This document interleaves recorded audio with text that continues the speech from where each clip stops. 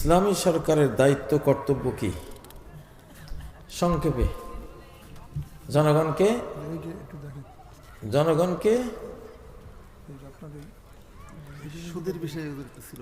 জনগণকে দিন শেখাবে আর জনগণকে তাদের খাদ্য, বাসস্থান, চিকিৎসা, সেবা যা আছে সব দেবে।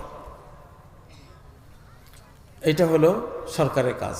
হযরত ওমর বলতেন, লিইউআল্লিমুহুম দীনাহুম ওয়া লিয়াকসিমু লাহুম ফাইআহুম।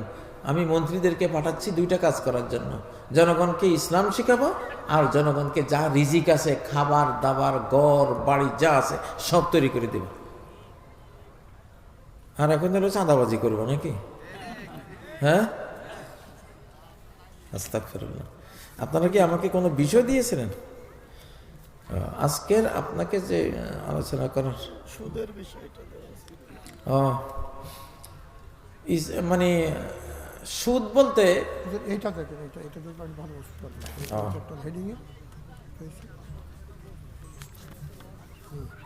যাক, আসলে ওই আমি জীবনে কোনো সময় পরিকল্পনা যেটা যে বিষয়ের করে আসি ওই বিষয়ে আমার কথা হয় না। আল্লাহর পরিকল্পনা যেটা আসে মুখ দিয়ে ওইটা হয়। কথা বলছেন?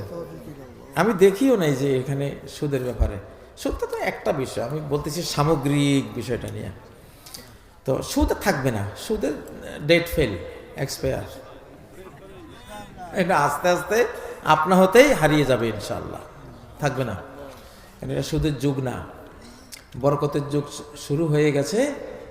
এমনি তো ইসলামিক ব্যাংকিংয়ের কারণে সুদ বিশ্ব থেকে অনেকাংশে চলে গেছে, ইসলামিক ব্যাংকিংয়ের কারণে সামনে আরও চলে যাবে।